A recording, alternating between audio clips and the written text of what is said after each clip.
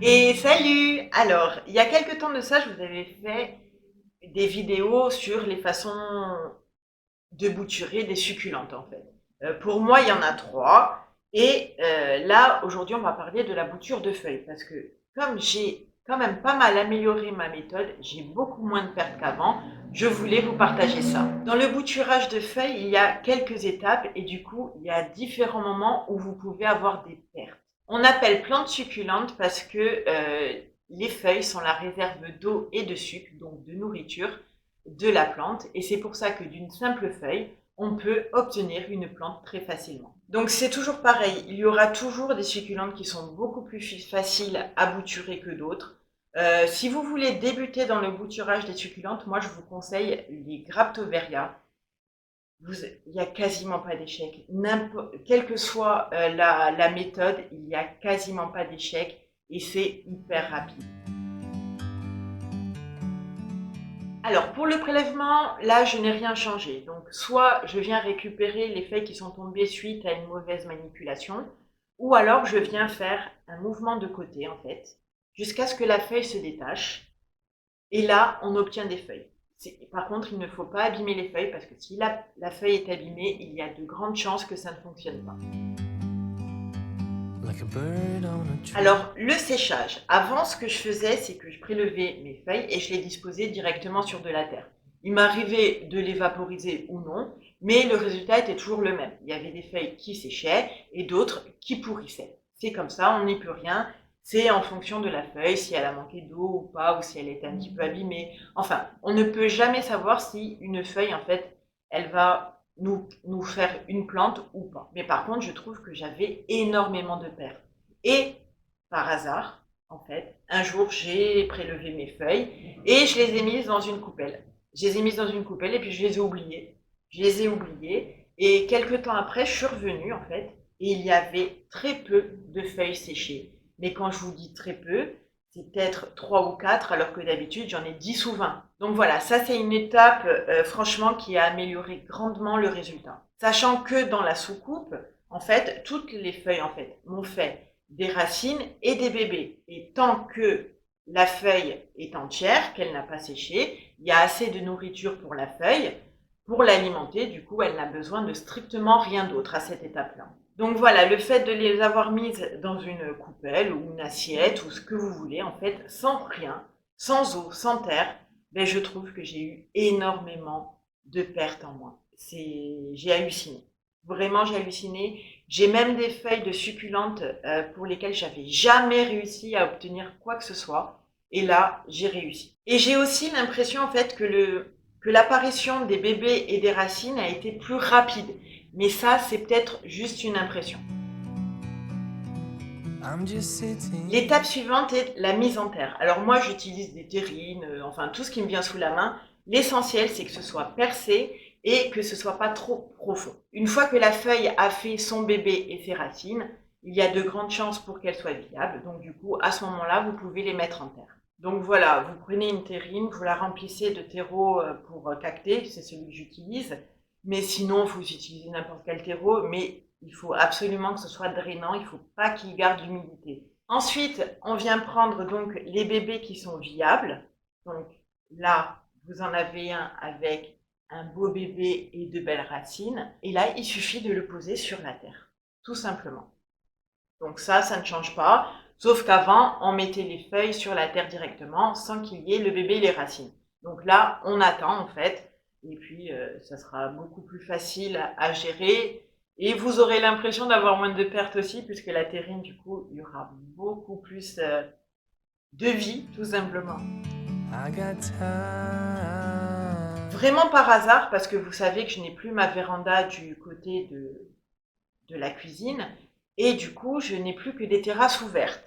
Et vu que j'avais fait ça en hiver, je me suis dit, j'ai peur. Et puis bon, le vent aurait pu les faire envoler, les oiseaux les manger, bref, c'était pas...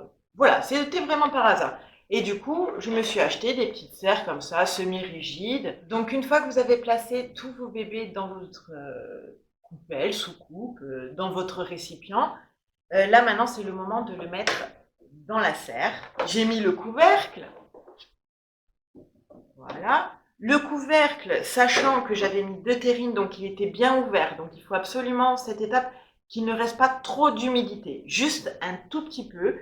Et là, je suis retournée voir mes boutures et elles avaient quasiment toutes prises. Il y avait même des boutures de feuilles de certaines plantes, surtout des échevéria. Certaines échevéria, je n'avais jamais réussi à les faire aller aussi loin.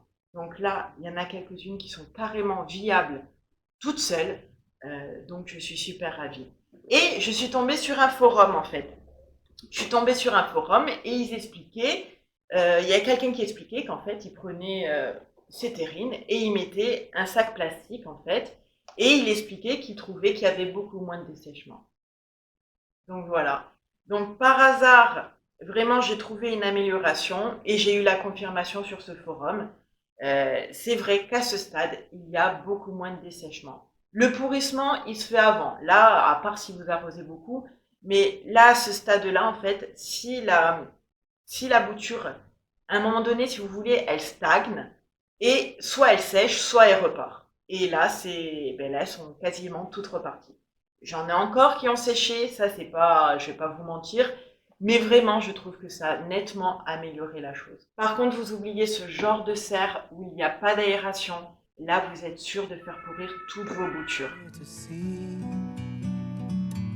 Là, vous pouvez commencer à arroser. Soit vous venez vaporiser, tout simplement pour donner un petit peu d'eau en surface, soit vous venez faire, mais un très très très petit arrosage, très petit. Voilà, stop. Donc là, les racines, elles vont s'imprégner de l'eau et elles vont avoir tendance à aller chercher la terre et à creuser. Là, pour le moment, elles sont un petit peu en l'air, ce qui est complètement normal.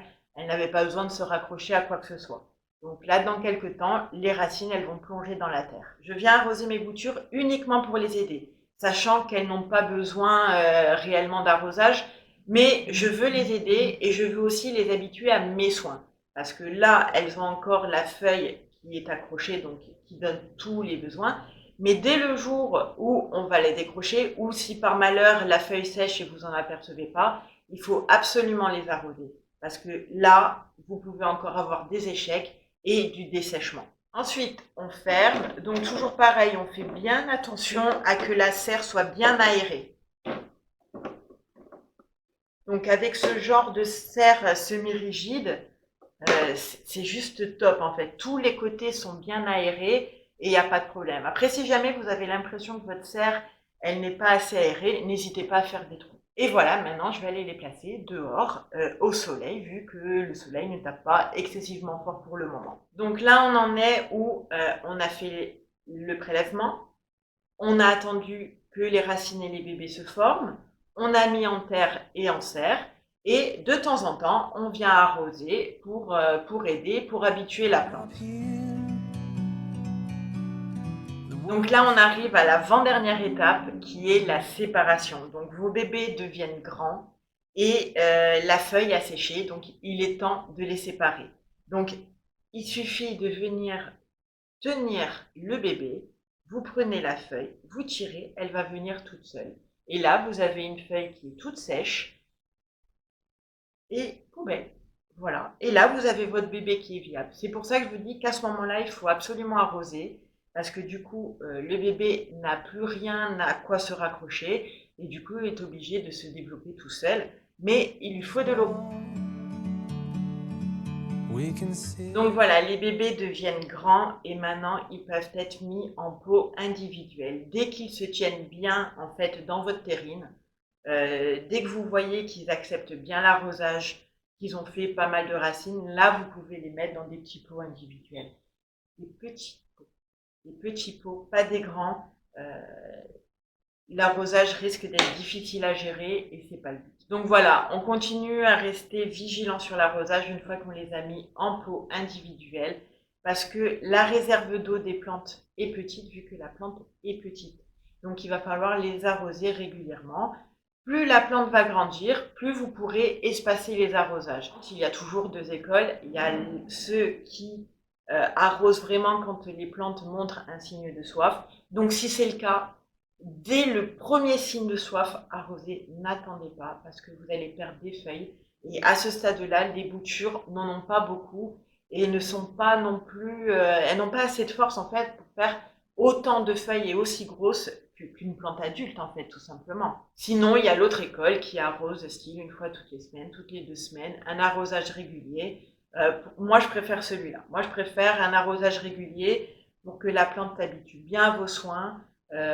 Et vous allez voir que si vous faites un arrosage régulier, la plante va se développer beaucoup plus rapidement et elle va être beaucoup plus belle puisque du coup, il n'y aura pas de feuilles abîmées. Pour l'exposition des boutures, dès le départ, en fait, quand c'est à ce stade-là, en fait, je les garde à la maison, dans un endroit plus ou moins éclairé, mais au bout d'1 ou 2 semaines, vous allez pouvoir les mettre en terre. Donc là, je les garde à la maison. En général, je les mets sur mon frigo. C'est à côté de la fenêtre, mais bon, c'est pas le but de la luminosité. C'est juste pour les laisser tranquilles et pour ne pas trop venir les toucher, pour pas les abîmer. Ensuite, à ce stade-là, je les mets dehors au soleil. Par contre, si c'est juillet-août, là où vraiment le soleil est trop brûlant, là par contre, j'essaye de les mettre à l'ombre d'autres plantes, mais quand même qu'elles aient la même luminosité. Et si vraiment vous n'avez pas la possibilité de les mettre dehors, ce que je peux comprendre, mettez-les vraiment très très très proches de la fenêtre. Elles ont besoin de beaucoup de lumière parce que sinon elles vont s'étioler, elles vont devenir laides et au final la bouture, j'ai même peur qu'elle n'aboutisse pas réellement en fait. Il me reste quand même des échecs, ces feuilles d'Echeveria taurus en fait, cette Echeveria magnifique rouge. J'ai pas réussi, j'y arrive toujours pas, ça fait des mois qu'elles sont dans la terrine, toujours rien. La feuille est toujours viable, elle n'a pas séché, elle n'a pas pourri, mais rien ne se passe. Ni racines, ni bébé, ni rien. Et je désespère un peu. Je vais quand même les laisser, mais je désespère un peu. Après, je comprends, ce sont des hybrides.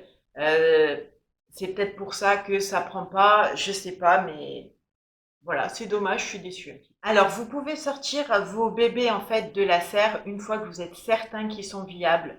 Même moi, je pense que le moment où on peut les sortir de la serre, c'est un petit peu après qu'on les ait séparés de la maman. Voilà. Donc même vous pouvez même attendre jusqu'à les mettre en petits pots individuels en fait. Là, à ce moment-là, vous pouvez les mettre sans serre, sans problème. Vraiment sans problème. Après, vous n'êtes pas obligé de faire vos boutures dans des soucoupes. Hein. Vous pouvez faire directement vos boutures dans des pots individuels. Je pense que ça aidera la plante à faire son propre système racinaire, en fait, individuel, et ça peut lui être bénéfique. Mais il ne faut pas que le pot soit trop grand. Après, des petits pots comme ça ne pose aucun problème en fait. Hein. Donc voilà, cette vidéo est terminée. J'espère vraiment qu'elle vous a plu. Donc si c'est le cas, n'hésitez pas à la liker, à vous abonner et à me rejoindre sur Instagram. Sur ce, je vous fais plein de gros bisous et je vous dis à bientôt dans la prochaine vidéo. Together, it's so beautiful.